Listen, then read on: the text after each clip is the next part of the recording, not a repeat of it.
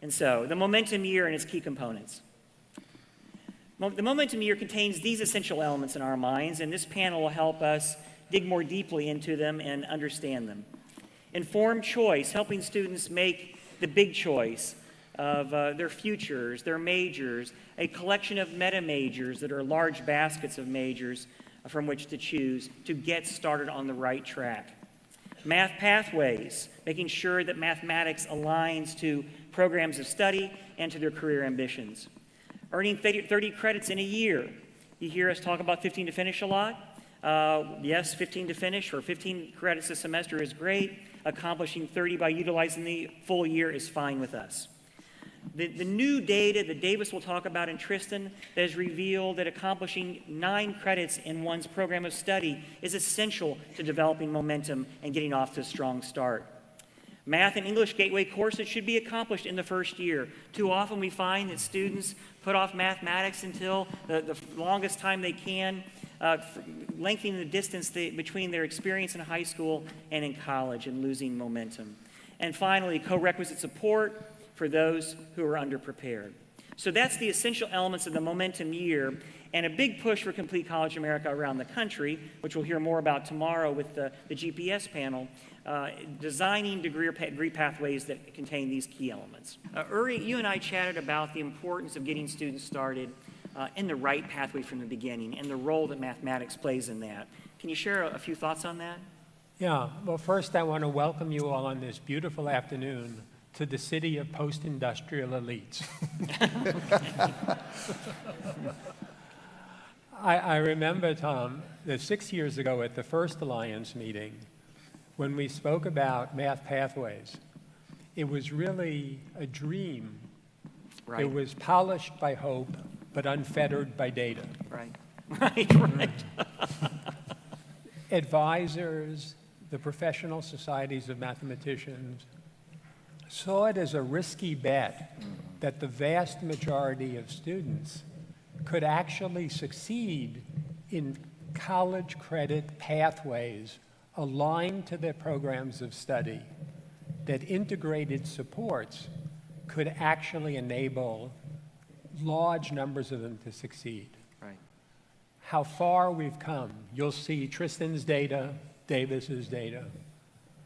Tripling success rates in half the time has become the norm. At least 10 different groups, half a dozen states have moved to scale on this work. When the professional societies doubted this, with reason, all 17 professional societies and the research leadership of the United States in mathematics, the TIPSY organization, endorsed the idea that students should be in accelerated courses. They should finish their college mathematics, college credit course in the first year, and they can do so without any loss of rigor. We now have enough existence proofs to do that. Yeah, I'm glad you mentioned that, Uri. In reviewing some of the documents that have come out by these mathematics societies now, one of the questions that they asked, which I thought was so compelling, when they asked the mathematicians, if I told you that your students would only have one math course in college that would prepare them for life and success in their careers, would that be college algebra? Not right. Right. I have to say that I was one of the architects of the Algebra for All movement. I didn't realize that for so many of our students, it would be algebra forever. Algebra forever. As you pointed out before, Uri, most agree that college algebra has a key essential purpose, which is preparation for calculus. So it also raises the question, why are we putting students in college algebra when calculus isn't in their pathway? Hard to answer. I think there are very few mathematicians who now think that that is an appropriate, let alone an ethical approach. The idea that we should put students who appear unready in the highest failure rate courses in higher education, courses that are the burial grounds for their aspirations, that is just no longer supported by the profession. But I will say that in the beginning, we knew that multiple math pathways, if it were to go to scale, as in Tennessee, would have to be part of a broader set of student success strategies. Right. In the beginning of reform, all of you know, it's useful to ignore inconvenient truths.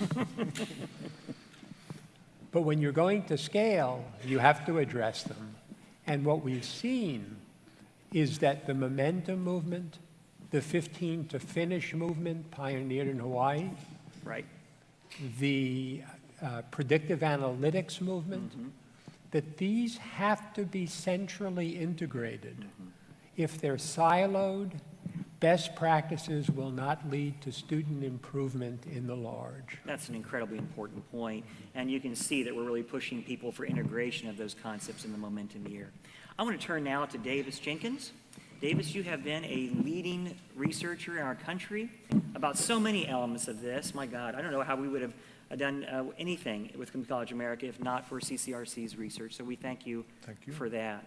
I want you to start you, though, on sharing some thoughts on momentum as it relates to credit accumulation, because I know you have some fresh work on that. Yeah, so we've been looking at this, and it's been of interest because the results are sort of surprising and counterintuitive. So in a recent study we put out, we used data on students who started in Tennessee in community colleges or a four-year institution and looked at the effects of momentum, not just on student completion, but on economics for the student, colleges, and taxpayers. Right. And so this shows the average credits accumulated by students who started in a Tennessee community college over 18 terms, 6 years. Can we put that slide up on the screen, folks, so that Davis is referring to the slide? Thank you, Davis. Please go ahead. So the top line is based on how many credits they started with. The top line is students who we call first-term momentum.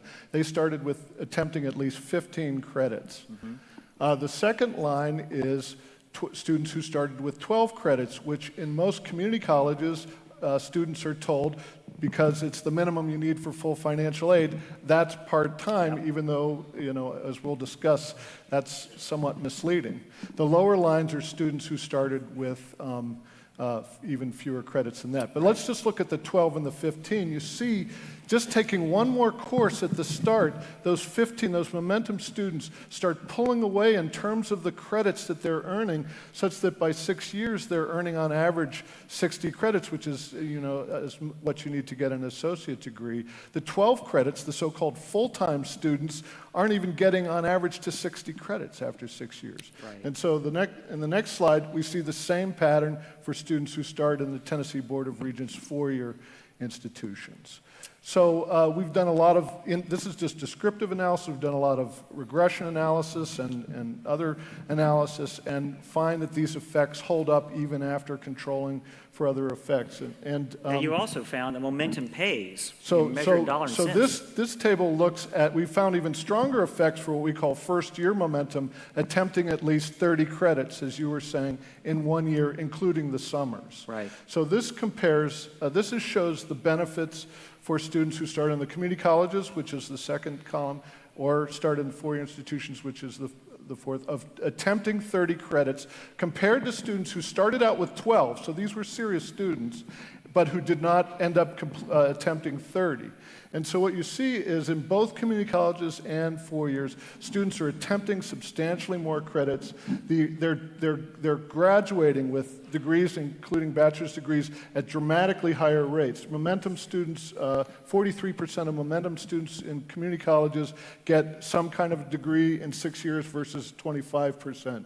In 4 years, it's 57% versus 38%. But these educational benefits also translate to economic benefits. Sure. Momentum pays. Students end up paying, in both community colleges in 4 years, 20% less in tuition and fees for the degrees that they get. And then for this room, that expenditures per degree, that's the colleges expend less to get a student to agree. And we talk a lot about cost of higher education. For states, this is the most important issue.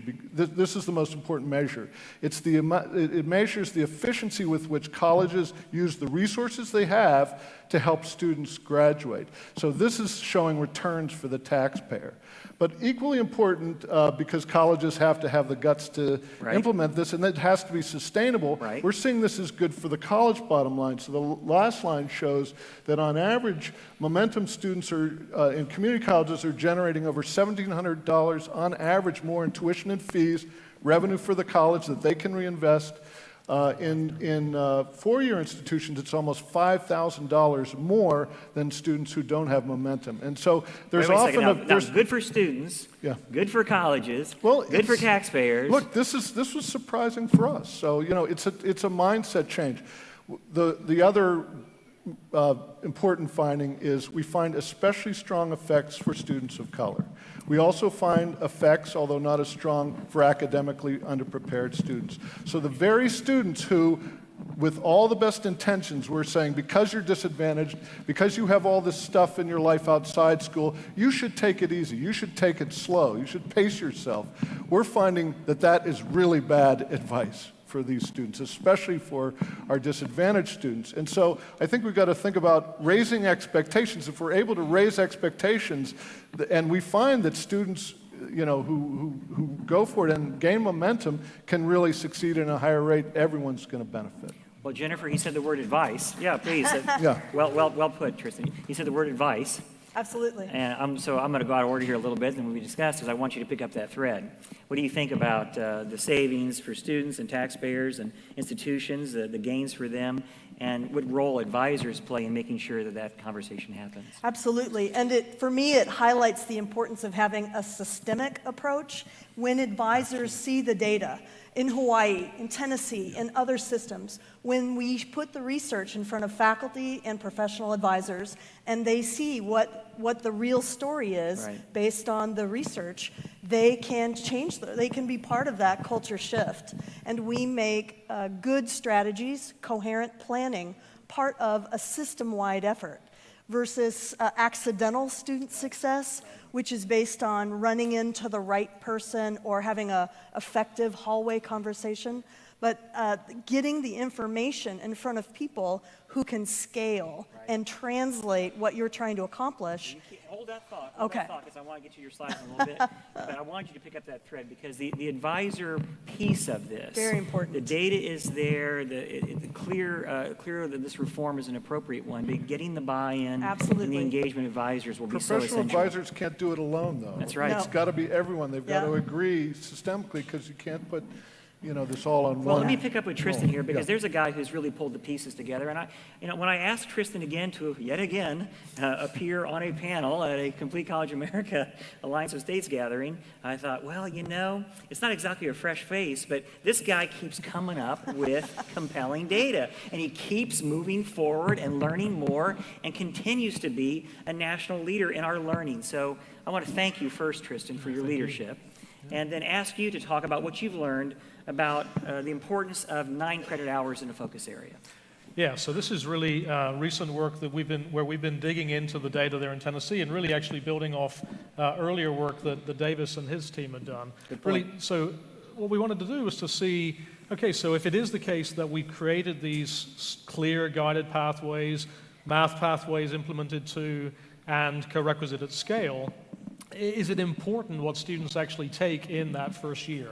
And there's, as I say, Davis's work earlier showed that, it was important for students to really feel like they had started their program, like they were really actually bought into what it is they thought that they were studying. We, in Tennessee, had changed our choice architecture for students. So from 2015 onwards, all of our students either chose a specific degree program or a meta major, what we call academic focus areas. Right. So we made that change, and then we wanted to see, well, what kinds of effects would we expect to see from all of this? So when we ran the data, we wanted to compare what happened with students who did not attempt at least 9 hours in their focus area in their first year.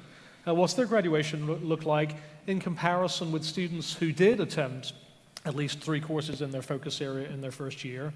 And then even more, well, how's that graduation rate compared to students who actually earned those 9 hours, who actually passed on those 3 classes? Right. And so that's the first chart, that in community colleges you can see that actually the graduation rate doubles for those students who actually even attempt those 9 hours in their focus area. And this was actually pretty surprising for us.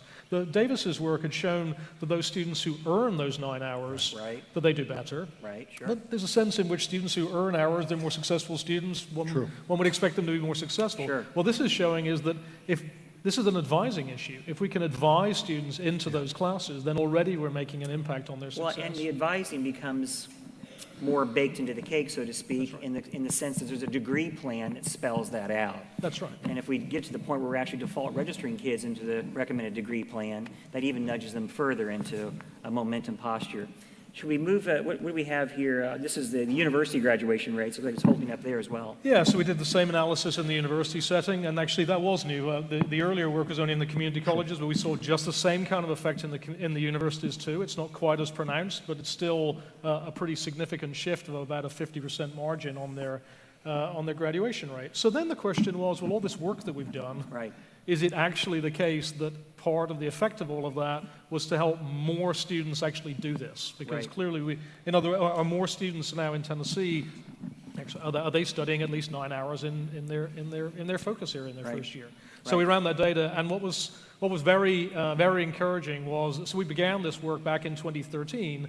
And so you can see the charts. Basically, up until 2013, this all stays very flat. The proportion of students who are attempting those 9 hours stays roughly unchanged, and then it starts to take off. The work of introducing GPS and corequisites and those default pathways, suddenly this proportion radically increases. You can see that in the community colleges it's roughly 60%, in the universities roughly 80%. And then, again, this theme that so often these kinds of techniques have disproportionate effects for underserved populations. And so if we look at what happened for our minority students, there the proportions basically double.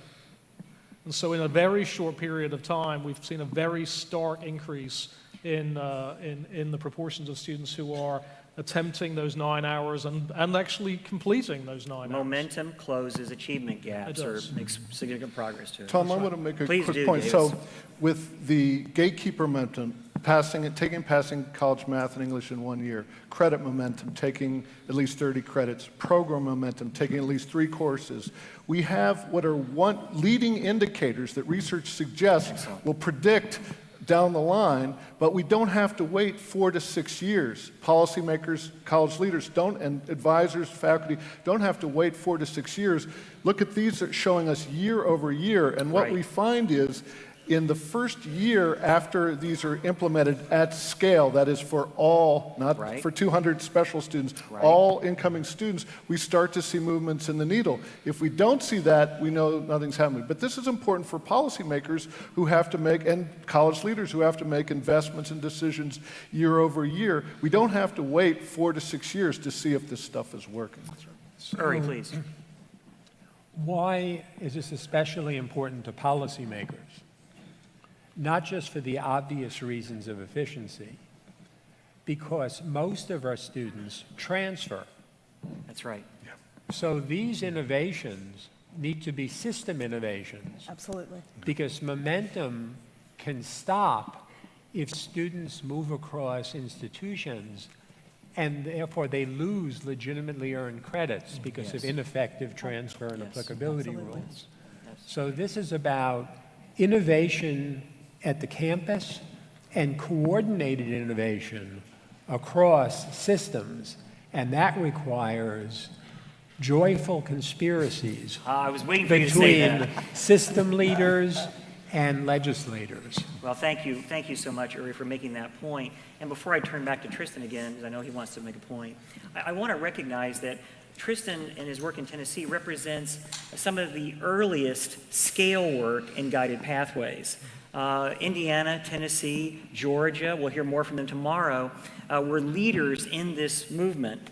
And what's really exciting for us is, like in CoRec, like in 15 to Finish, we're now seeing data that guided pathways are producing and replicating the results that we've seen elsewhere in the country, and Tennessee's helping to prove it. Yeah, and that's kind of the thread that I wanted to pick up, because it's just as Davis said, you don't need to wait 3, 4, 6 years to see these impacts, but it is now 3 years since we began this work. And so I am happy to be able to tell you that now we see the impact in our 3- and 4-year graduation rates, that actually our graduation rates in the community college, the 3-year graduation rate has increased by 42% over the last 3 years. But what we've seen in the third Say year that, wait, is... say that again. So our 3-year graduation rate. So I should add, the 4-year graduation, 5-year, and 6-year graduation rates are still flat. But the 3-year graduation rate in our community colleges has increased by 42%. 42%. 42%. Congratulations. So, well, thank you. And the 4-year graduation rate in the universities has increased 25%. Okay. So, these are we can't really expect to see 5- and 6-year graduation rate move. Those are outside the scope. Right. But the very first data points that we could expect to move have moved not a little bit, just off the charts. Well done. Davis? So what you'd see in the third year of innovation in Tennessee and elsewhere is everything coming together, Right. the integration. Right. And once you get this, you get this gestalt effect where the Right. sum is greater, the whole is greater than the sum of the parts. Right. And you really see this rocketing of the momentum. Hurry. So if you're not in the weeds on this and you're sane, you have to be worrying about, can this really be true? And why is it true? And it's true for a simple reason. Before these states scaled, going to college was like going to a cafeteria. Most students, especially those without a history of higher education in their background, would come to campus. They would be presented with a college catalog the size of a small pot roast. There you go. I usually say phone book, but I like phone They would open it up. There are ethnographic studies of this. They would be overwhelmed, and they would guess what to take. That's right. Typically, 15% of students would take courses because it fit their schedule, not because it had any relevance at all to the degree program. So what's happened here is we've provided respectful supports for students with responsible professional advising, adding structure. These are pathways, they're not prisons. Right. Students change. Right. We give guidance on the changes, but a coherent approach that tracks how students really go to school has replaced the cafeteria model of they're old enough now to fail. And we've moved from they're old enough now to fail is, hey, we have a professional responsibility to provide responsible, respectful guidance to those adults. Tom, I don't think we're going to get the full effect unless, within this enhanced advising, the pathways, we enrich the teaching. And so that's Yes. pointing to Uri with enriching math teaching. You guys have been working on your gatekeeper or your Well, first hang on, because 101 John year design. Gardner's going to be our speaker Good. today. Good. I was And happy he's to going see to him. tell us all about how to get inside those courses. Who's and going to make- complain to me if I didn't, But this is not trivial. it's not. When I would teach my freshmen, my noble freshmen, 10 years ago, a third of the students were in there because they had no reason to be there. They were just meeting some abstract compliance requirement. It could have been jumping through a flaming hoop. When we implement these policies, our students are there because they know they need the content. Right. And that shapes and transforms what it feels like to be their teacher. And you can feel that difference. This is not just abstract structural policy. It feels different in your classroom when the students know they need the content and they need you to guide them, and they expect responsible guidance. I want to turn to Jennifer in a moment, but I want to emphasize a point I think is critical. A lot of the guided pathways work around the country has been pathways designed to sort of end at the institutional door. So you build a great pathway through a community college, and then the kids who want to pursue bachelor's degrees go to a different campus with maybe a different degree pathway. And I know that you have Tennessee transfer pathways that help a lot in this regard in Tennessee, Tristan. We're doing very important work in Houston, making sure these alliances between 2- and 4-year schools exist. But just like integrating strategies, making sure that the 2-year and 4-year institutions are working hand in hand with momentum in mind, designing degree plans across institutions is how students live. That's right. But the end in mind is not just the transfer, it's the career. In the Absolutely. region, backward designing from the career through the levels of education and extending this down into the high schools, extending the pathways. Not that so students choose a major in high school, but they begin to explore and develop the networks, develop passions. And once they develop a passion, they're on their way. Very Well, good. and also to develop those pathways in such a way that they're a coherent whole. That Yes. One of the ways we've Absolutely. taken the transfer pathways and we sequence those so they actually fit together, because, I mean, one of the realities we know is that students change their minds. So if we construct the pathways so if you change your mind you have to just start all over again, well, this doesn't help at all. Jennifer, I know you have some slides you want to share too, and this is a lot of exciting new research, new possibility, new way of thinking about advising, some new tools. Why don't you share your thinking on all that? Absolutely. Although Uri just touched me on the shoulder, was there something? I just wanted to say, doing a lot of work for the Department of Defense, chief juror for studies of military mobility, Okay? the thing that sensitized me to this was studies of military families who move a lot. Right? And they would typically lose all these credits when they went from campus to campus. It was a littered landscape of lost credits. And it's just irresponsible for people to lose credits because this course misses one topic. Yeah. It Yeah. didn't have a NOVA in it, so they had to Absolutely. start all over. Yeah. Absolutely. Not fair. Jennifer. Yeah. Well, I just want to reinforce, well, literally everything at a practitioner level. And again, it's beyond a full-time professional advisor. It extends to faculty advising. However you deliver a coherent academic plan on your campus, which may be through faculty, may be through professional, may be residence hall, or housing faculty, or housing personnel. It's important that we see advising as part of a structured connection, as a relationship. It's not 10 minutes of registration planning. Advising is not schedule building. It's part of the structured connection that reinforces your mission as an institution and as a college. And so a lot of the studies that are out more and more now are reinforcing that rigorous high school experiences and connection with an advisor in the first year, especially once or often, makes a difference in student success. And that's the Klepfer Hall and the Ross and Kenna that you see on the screen. And that building capacity and having effective advising and effective delivery brings us back to that momentum equation. Right. There has to be mass. Right. You have to have leadership and vision on your campus, and you have to be able to translate what current research is telling us about effective practices. Because 15 years ago, advisors were told that is what mathematics faculty wanted Right, students right. to be taking. Right. And now, if there's a different plan, bringing that leadership to bear and bringing that information to bear, advisors can rise to high expectations in the same way we expect students to rise to high expectations. But we need to make sure that's part of a plan. Institutionally, do we have advising councils? Do we have faculty senates? Do we have training? Do we have professional development? Do we have year-round approach to building knowledge Right. so that advisors know how to work with students and incorporate guided pathways, meta majors, all of the game changers, and of course there are many other funding sources that are also incorporating good strategies. I want to make 2 comments on that.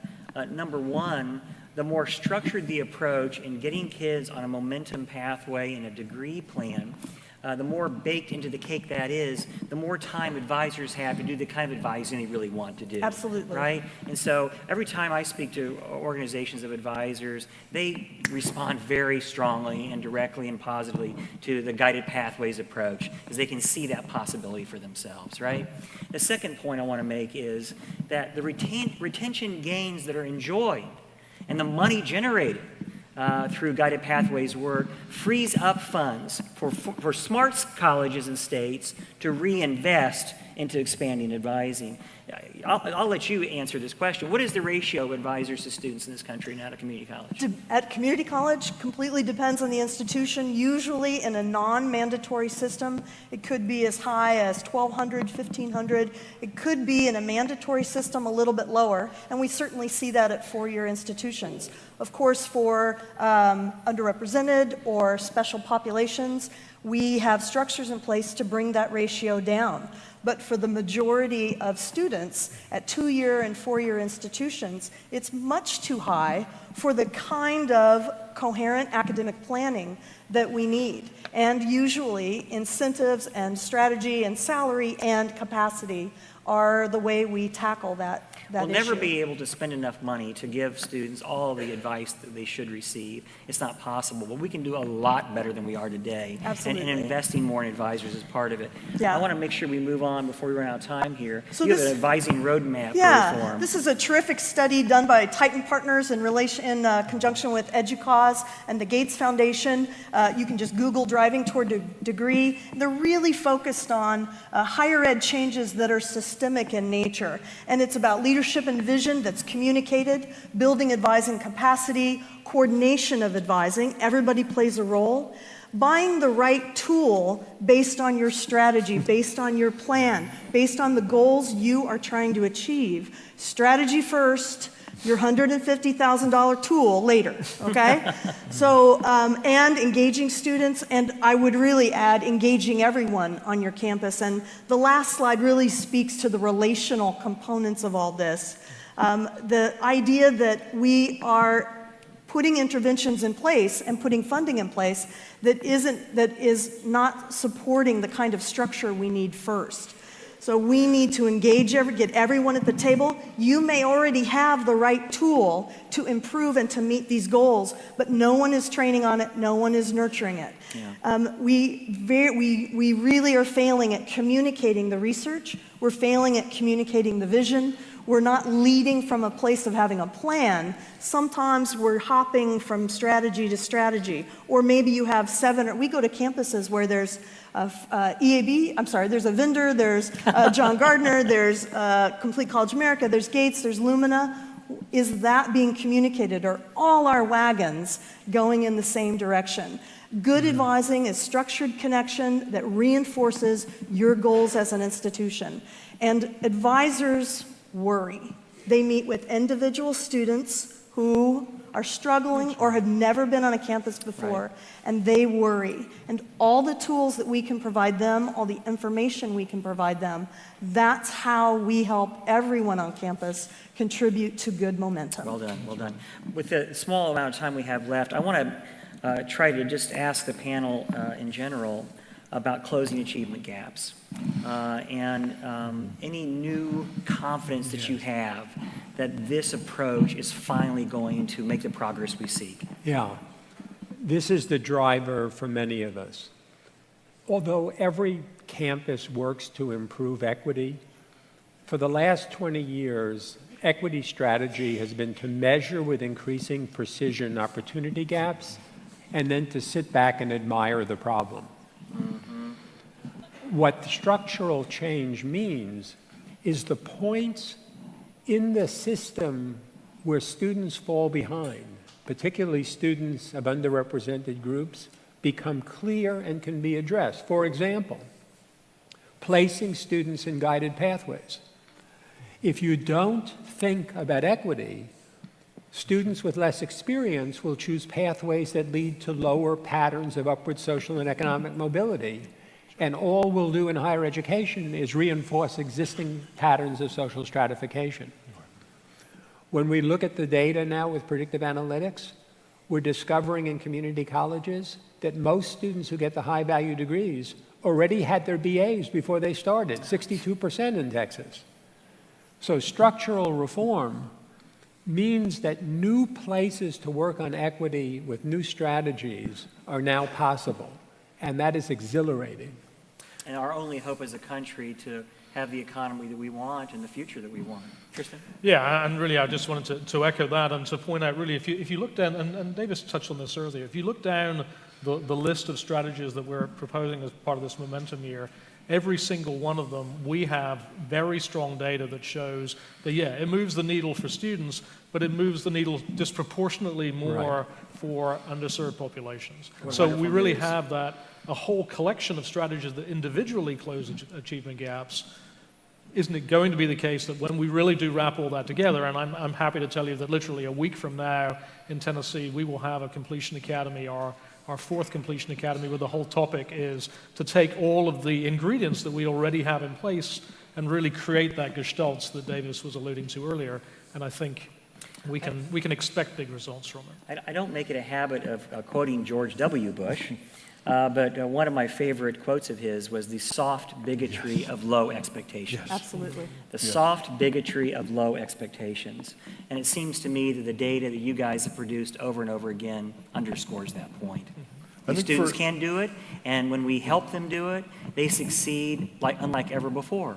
The barriers we've put in place are racially and socioeconomically biased. When we remove those, we open up the motivation that we've just been throwing in the trash. I think the real opportunity is to move these down into the high schools, middle schools, move these pathways from careers, 4 years, community colleges, into high schools, so that students are starting to begin and creating networks and learning that is going to enable them to participate in the economic dynamism that's in their region. And if that's Go ahead. If that's going to happen, our policy focuses separately on K-12, on 2-year colleges and 4-year colleges. Absolutely. Given how students move through systems, we need to think about the hard policy problem of how do we hold institutions collectively responsible for the students who pass through their doors. And we're seeing examples of that where institutions collectively get together to create measures of path progression that benefit the high schools, the community colleges, and the 4 years, and then benefit the region and the state with Jennifer, the you get the result. last word. Thank you. When we come back to systemic change at your state level, and this is a room that has the power to really look at that. We know the data on how underrepresented and low-income students, first gen, choose colleges. They choose regional or local. They don't aspire to where we would hope for the best school for their. So when we have a system-wide approach, we have a way, we believe, to attack that issue. And that's a very important issue as well. But it's got to be statewide. It's got to be region-wide. Amen. Let's thank our panel. Thank you. Thank you.